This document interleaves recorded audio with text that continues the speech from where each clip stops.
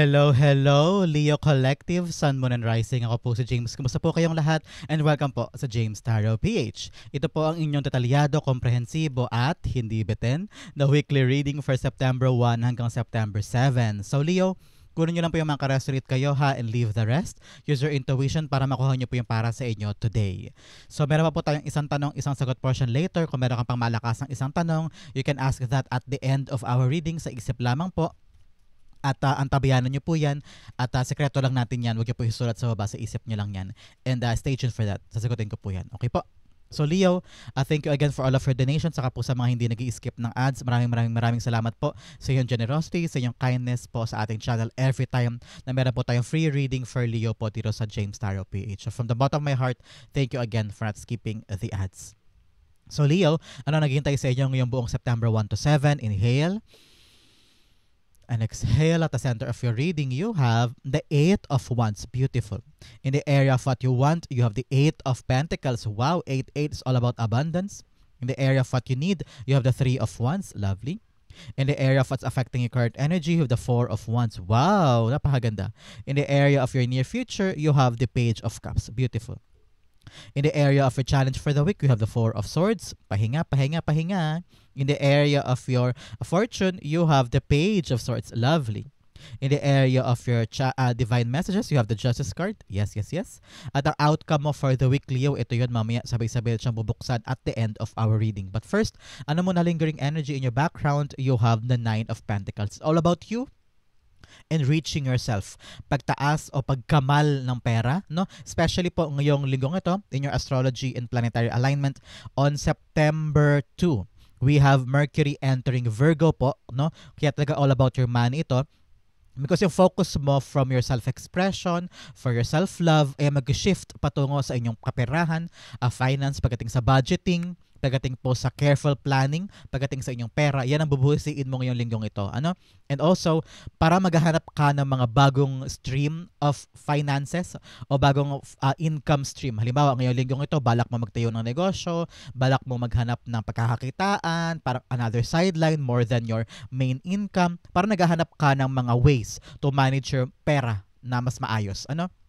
Kaya ngayong linggo, ang armas mo, just enjoy. Enjoy and yung mga gagawin mong bagong bagay tungkol sa pagkakaperahan mo, i-enjoy mo lang yan para makuha mo yung good outcome from that. Ano mo, pera is energy eh. So kung nag-enjoy ka sa pera mo, nag-enjoy ka sa pagkakakitaan mo, papasok at papasok ang pera. Kaya just enjoy and learn to have fun and also magkaroon ka ng magandang gastos pagdating sa kaperahan mo na ine-enjoy mo siya more than tipid or lahi ka ng problema. Naku, pera. Huwag mong pangunahan ng negativity. Kailangan ini-enjoy mo lang siya. Welcome money with open arms because money is energy at yan ang armas mo. Okay? Napakaganda for you. In the area of your core energy, ngayong buong linggong ito, you have the Eight of Wands. Quick movement. Nakita ko may darating na magandang plano, may darating na magandang negosyo, may darating na magandang desisyon, may darating na bagong love life. Very, very quick ito ha. Nakita ko talaga na parang may darating na mabilisan.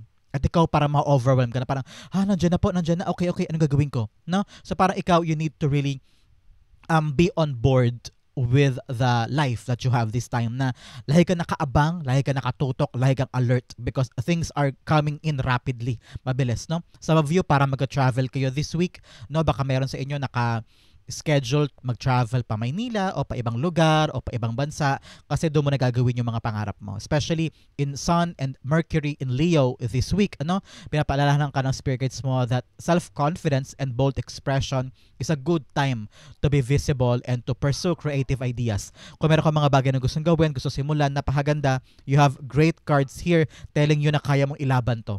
Kaya mong gawin yan. Kaya mong execute kung alam mo yung mga ideas mo, yung mga plano mo at mabilis darating sa'yo yung good outcome from that. Meron sa inyo naghihintay ng tawag, text, or chat or good result from something, darating yan ha. Huwag ka mag-alala at makukuha mo rin yung outcome from that. Ngayon ang mahalaga, sabi sa iyo ng spirits mo, mag-focus ka. Ilaan mo dyan yung focus mo, effort mo, time mo, puso mo at mga mata mo, no, eyes on the prize para makuha mo agad ng mabilisan yung outcome. Okay? The Eight of Wands being clarified by you have the Three of Swords. Oh, may mga bagay daw from the past na baka hadlang sa'yo o makapigil sa'yo sa pagkuha ng mga bagay-bagay. Kaya make sure na plansyahin mo muna yung mga bagay na mapanakit. Halimbawa, sa presentation mo. Halimbawa to, meron kang presentation sa office. And before, sa dati mong trabaho, sa dati mong presentation, napahiya ka na, nabulyawan ka pa sa presentation mo, nilait pa yung presentation mo, yung even the font or how you document things, nilait, no? So ngayon, parang natatakot kang gawin, natatakot kang i-accept yung bagong position to present again. Kaya sabi ng spirits mo, kunin mo yung chance at wag ka nang maharangan parang dati mong pain. Always use na lang those pain as a lesson para magawa mo ng tama yung gagawin mo this time. Most especially po ngayon pong linggong ito, September 7, we have total lunar eclipse, okay? In Pisces. So it brings movement pagdating po sa inyong pamilya, pagdating sa inyong mga kapatid or close communities, no? Kaya kung may mga kailangang ayusin o ma-resolve yung mga pain from the past, mga past na mga hindi pagkakaunawaan o mga away-away, sigalot o para nagkaroon kayo ng gap with a certain person on a certain community, sabi ng spirit guides mo at saka ng planetary alignment mo, this is the week to fix that, okay? Or magkaroon ka ng renewed beginning sa mga taong ito, sa mga lugar na to, na para okay, bati na tayo, okay na tayo, nakapag-mend ka na ng broken heart, magkakaroon ka na ng swift na pag-andar o pag-alagwa sa relasyon ninyo o sa ugnayan ninyo, okay? In the area of what you want, you have the Eight of Pentacles. Eight of Pentacles all about you working hard this time. Nakita ko yung kayod mo para kumuha ng pera o para lumago ang iyong negosyo, lumago ang iyong budget, lumago ang iyong ipon. Talaga napakasigasig mo this time at very, very proud ako sa'yo kasi ginagawa mong lahat para magkaroon ka ng ipon. Nakita ko na hindi ka naman hayahay, hindi ka naman pakampante, talagang workaholic ka kasi gusto mo magkapera, gusto mong lumago ang iyong kaperahan at talagang ang magiging problema mo nga this time ay pahinga kasi kayod ka ng kayod, kaya ngayon anuhan mo lang sigihan mo lang pero hinay-hinay para yung katawan mo makapaghinga. Kung ang cellphone nga china-charge, yung mga battery nga ngayon china-charge din, 'di ba? Kahit yung mga solar lights china-charge din minsan yan dahil sa araw. Kaya ikaw din mag-charge ka din. Pahinga, tulog, relax, o kaya manood ng sine, makapag-time ka for yourself para yung mga inaasikaso mo magkaroon ka pa ng energy more in the everyday para magawa mo siya araw-araw, okay? Especially, paalala ko sa inyo kanina, in Mercury entering Virgo on September 2, talagang ito yung magbabago ng shift ng focus mo pagdating sa iyong kaperahan, pagdating sa iyong finances and budgeting. Kailangan talaga ngayon magkaroon ka ng, para naghahanap ka kasi ng bagong income, bagong pagkukunan ng pera. Halimbawa, balak mong magkaroon ng serbisyo sa bahay, mga company, kukuha ka ng mga kliyente, o kaya sabi mo, habang nagtatrabaho ako sa araw, sa hapon pag uwi ko, mag-barbecue ako sa harap namin, o kaya may online selling ka na ngayon more than your physical store, parang ganyan. So, dinaragdagan mo yung ginagawa mo para kumamal ka na maraming pera, which is good, very, very, very, very good for you. That's Eight of Pentacles being clarified by the Five of Wands.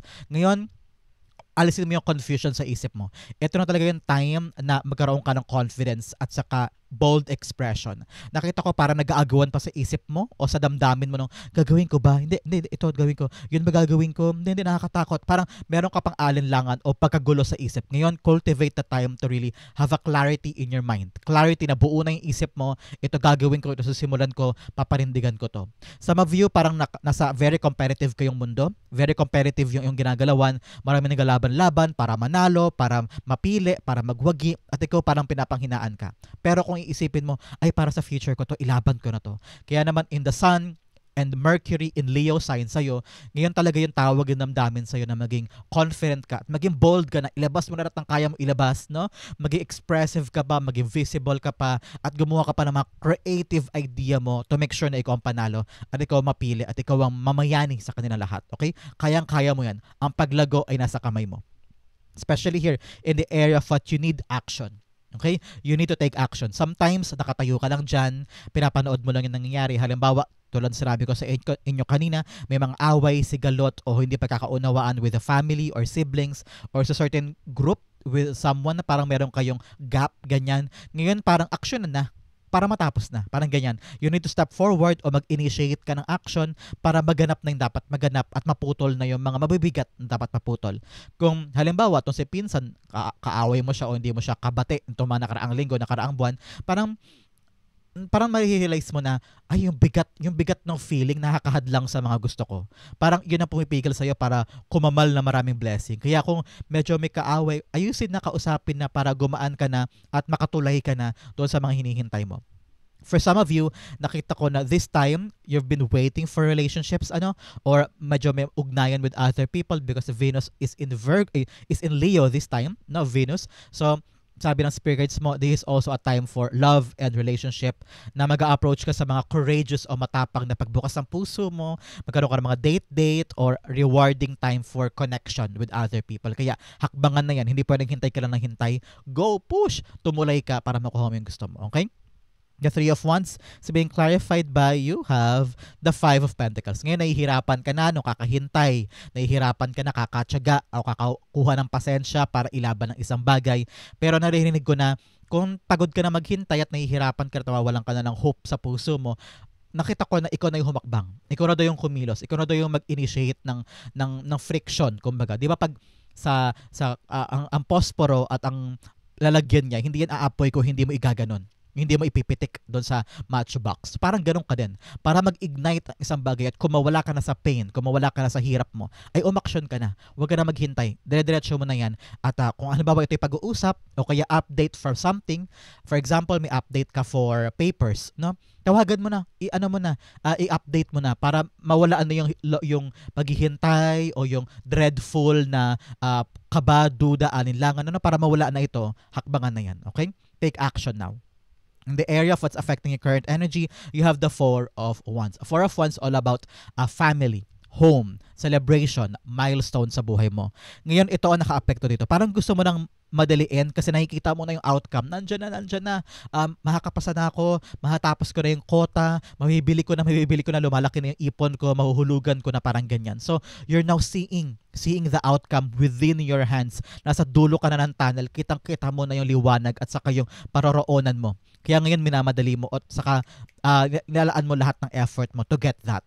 Pero ngayon, nakikita ko ito, Leo, para hindi maupos yung momentum, para hindi ka mawalan ng drive at energy to do so, relax ka lang. Relax and enjoy your life. Smell the flowers, panoorin mo yung mga punong gumagalaw, damhin mo yung hangin, because in the process of getting to that milestone, nakakalimutan mo na mag-enjoy. Nakakalimutan mo na just enjoy the company of the people around you, mag-video ka naman kayo, tumawa kayo, masyado kayong tutok sa mga bagay na pagpapalago sa buhay.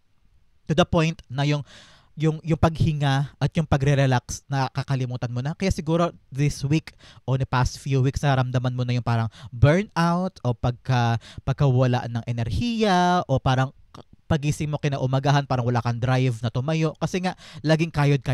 Pero kung na-enjoy mo yung buhay, binabalanse mo with working hard and playing hard, maganda yung pagpunta mo sa milestone mo. Ngayong linggong ito, like sabi ko nga sa inyo, merong mga pag-action pagdating sa pamilya, pagbabate, pag-aayos, o kaya meron sa inyo rekindle, reunion, ganyan.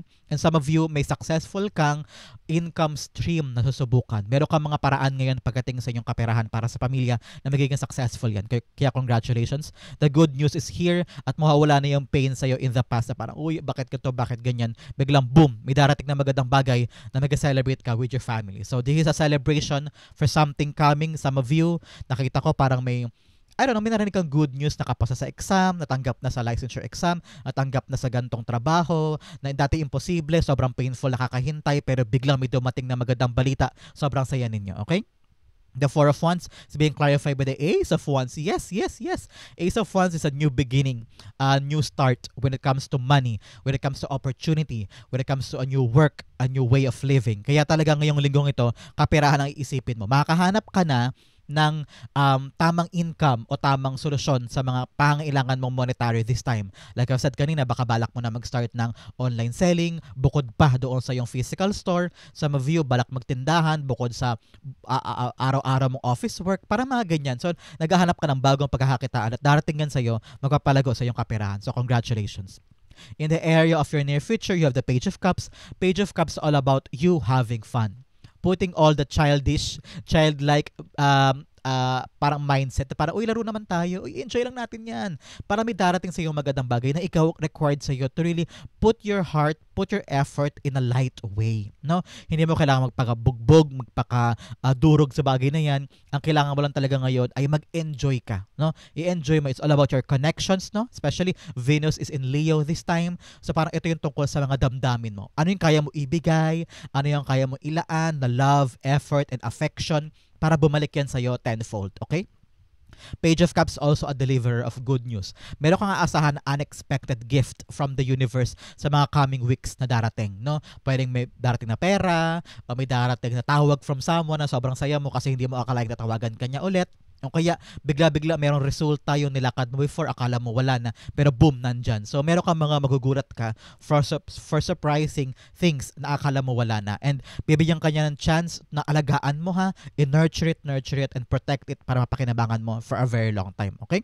The Page of Cups being clarified by the Five of Cups. Yes, it's all about a new opportunity, nakakagulat na new opportunity or new blessing na magbibigay sa iyo ng lakas ng loob na talikuran na yung past. Sabi mo, may bago rin dumating, kakalimutan ko na yung bagay in the past, move on na ako. Halimbawa, may dumating na bagong trabaho sa kabilang bayan, pero hintay ka nang hintay sa trabaho sa Japan. Tagal mo pinilahan, inabot na ng buwan, pero wala nangyayari, walang kumukuha sa'yo. Biglang boom, may dumating na trabaho sa kabilang bayan, malaki din naman ang sweldo, pero at least malapit lang sa mga anak mo. Sabi mo, okay, bitawan ko na yung past na yan kasi wala naman ako nahihita, kunin ko na to. Parang ganyan. So, meron kang unexpected gift na magbibigay sa'yo this week or next month ng garantiya na toldokan ko na yung past kasi may bago na. Parang ganyan. Okay? So, abangan mo to in the coming 5 days, 5 weeks, or 5 months.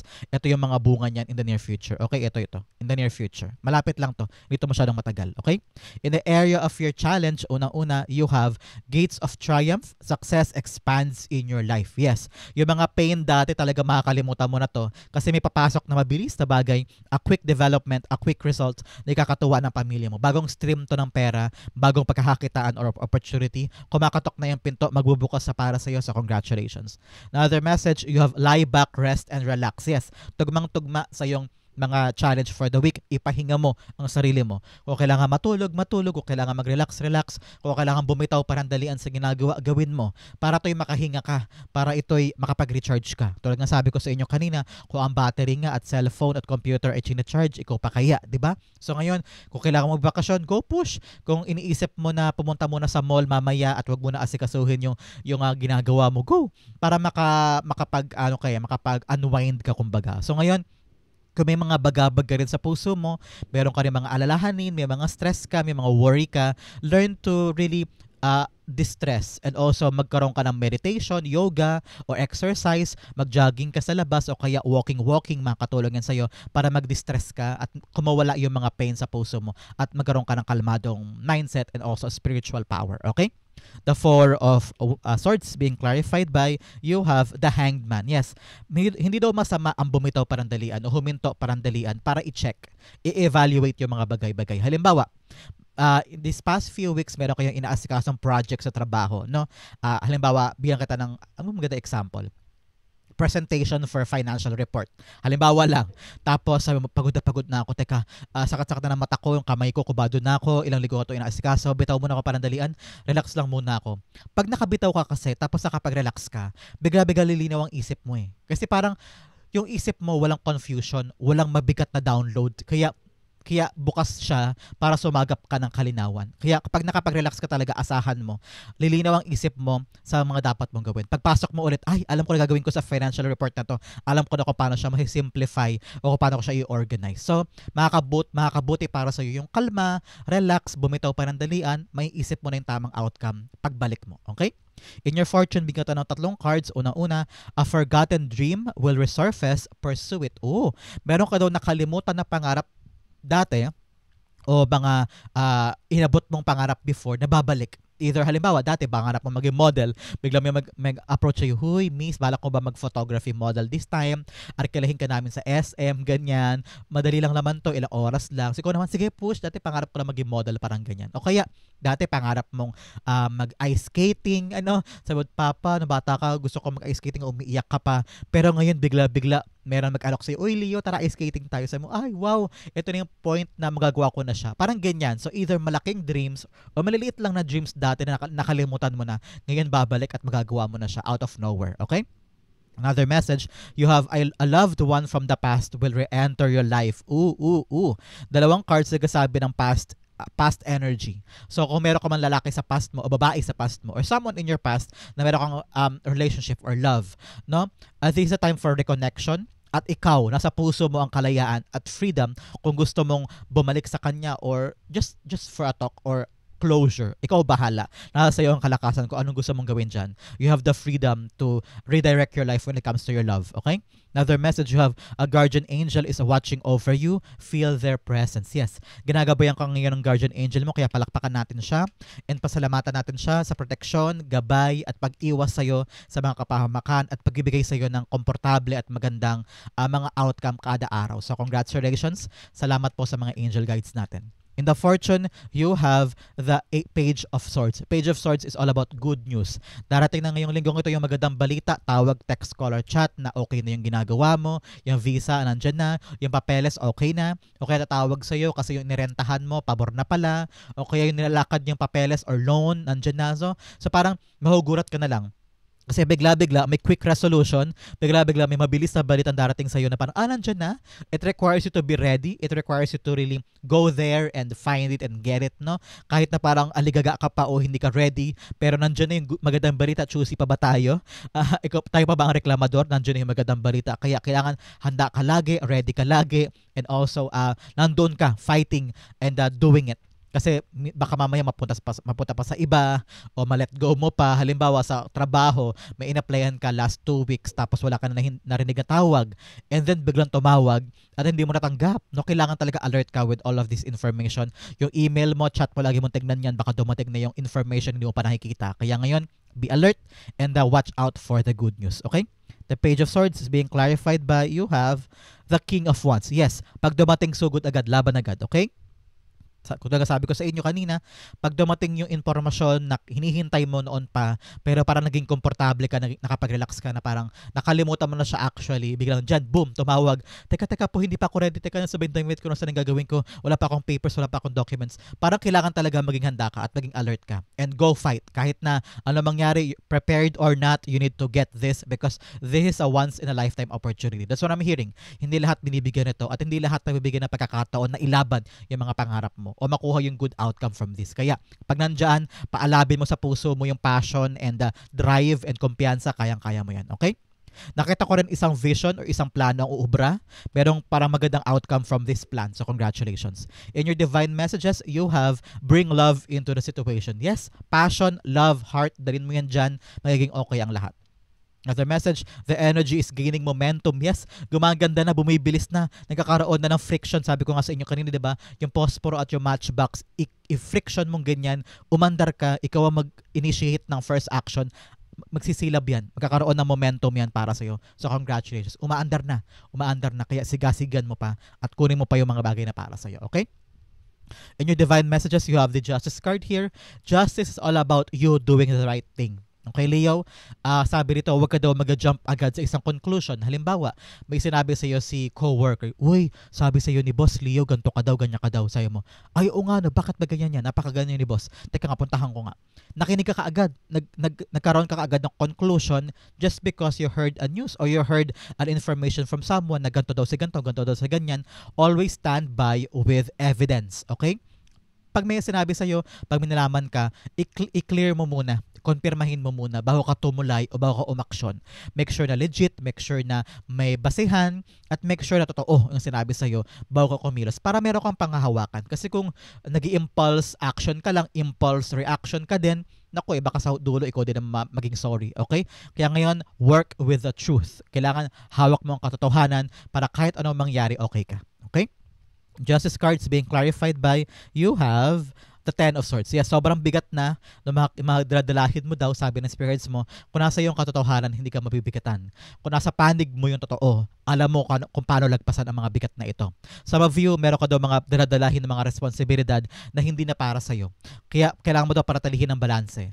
Halimbawa sa pamilya, ikaw lang yung breadwinner, lahat kinakaya mo, binibitbit mo. Baka time na to para ipasa naman sa kapatid, ibasa sa anak, ibasa sa magulang, yung ibang bagay para magaan na para sa'yo. Para bumalik na yung balanse at magawa mo na yung mga right things for yourself. Okay? Ngayon, alaksan mo ang loob mo na pakawalan na yung pain, pakawalan na yung pagkalugmok at ibawi mo yung sarili mo. Okay? Justice card referencing Ten of Swords, all about you getting back in life. Parang kung ano yung pinagkait sa'yo, yung mga injustices in the past, ngayon gagaan na. Makakawala ka na sa pain. Narinig ko na, rurok na to, sukdulan na to. Ito na yung dulo Si Ten of Swords po ay dulo ng pain, dulo ng suffering, kaya makaasa ka na. Babalik na sa iyo yung mga bagay na pinagkait, babalik na sa iyo yung hustisya from all the pain na dinanas mo at paangat ka na. Okay? In your outcome, ito yan. But first, bigyan muna kita ng fortune cards. Unang-una, pineapple, reconciliation. Yes, pagbabate with a family member. Sabi ko nga sa inyo kanina, kung pwedeng pag-usapan na with a kapatid, magulang, o pinsan, o sa certain close group, baka sa community nyo, sa kapitbahay, o sa trabaho, ayusin na, magkaroon na kayo reconciliation para gumaan sa iyo ang energy and frequency of swerte. Okay? Another message of flag, do not be tempted to lower your standards. Ngayong linggong ito, sabi ko nga sa inyo, be bold, be ambitious, pursue big creative ideas. Huwag kang papayag na apak-apakan ka. Ilaban mo, mananalo ka dyan. Another message you have, bird perched, waiting for news, package, or letter. Yes, meron ka talagang hinihintay here with the page of swords na magandang balita, tawag, text, or chat. Ito kino-confirm, yes, darating yan. Another message you have, thank card, celebration, fun, enjoyment. Yes, para mag-enjoy ka tuloy-tuluyan para sa pamilya, para sa mga anak, para sa magulang. This week, meron yan. May darating na good news about a new opportunity na mabibigay sa iyo ng malaking pera or paggalaw sa iyong kaperahan. So, congratulations. May gagalaw, may improvement, may movement. Okay? Ang outcome mo, Leo, ito yon. But first, ihanda mo na ang iyong isang tanong, isang sagot. Sasagutin ko po yan after this.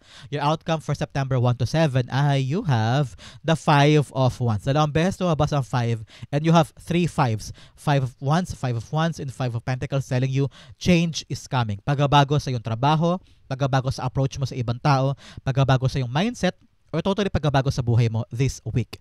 No, parang talagang new beginning, or new strategy, or new endeavor. Time mo talaga to para i-pursue mo yung mga bagong bagay, labanan ang confusion, at i-pursue yung mga bagay na matagal mo nang gustong gawin.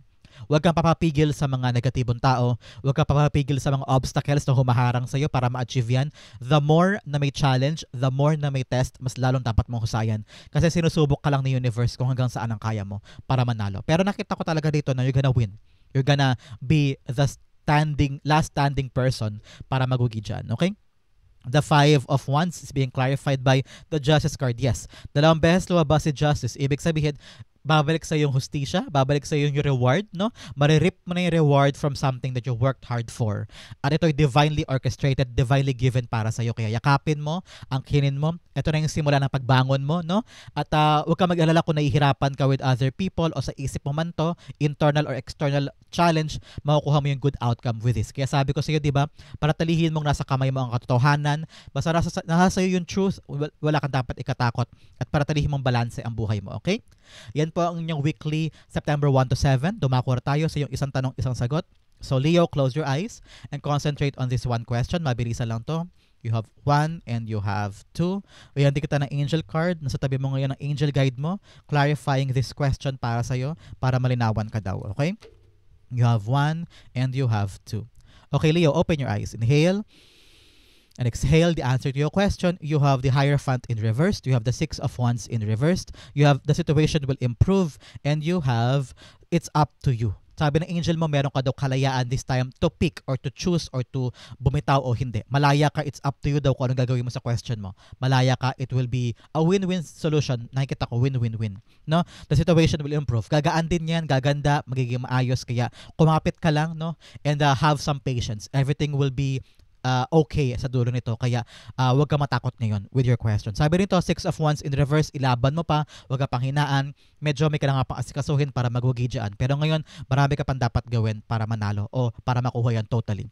With the Hierophant in reverse, makinig ka daw sa payo, makinig ka sa mga utos ng ibang tao, yung mga nakakaalam, no? Listen to your mentors, to the teachers, sa mga nagpapayo, sa mga nagbibigay sa iyo ng assistance. Get the helping hand para magawa mo ito. You need higher knowledge. Hindi pwedeng nakakulong ka lang sa idea mo in your question. Lawakan mo ang isip mo para magets mo kung ano dapat ilaban, kung ano dapat gawin, at kung paano mo makukuha itong gusto mo. It's up to you. Nasa iyo ang power na angkinin, kunin, gawin o bitawan. Napakaganda, di ba? So, huwag ka matakot. You can do whatever you want with your question. Nasa iyo ang lakas. Kaya, kunin mo to mga paalala na ito para mangyari na yan. And nakita ko talaga dito na sabi ng spirits mo, it will come to you eh. Ikaw lang daw ang kailangan may ayusin o someone in your life kailangan ayusin para maganap na. The answer now is no. Ayusin mo muna. In the next week or next month, balik ka ulit. Baka okay na yan o yes na yan sa'yo. Okay? So Leo, that is your answer. Ito rin po yung September 1 to 7. Comment down below kung nakaresonate ka. Thank you again for watching hanggang dulo, Leo. I love you. This has been James to James Arrow PH. God bless everybody.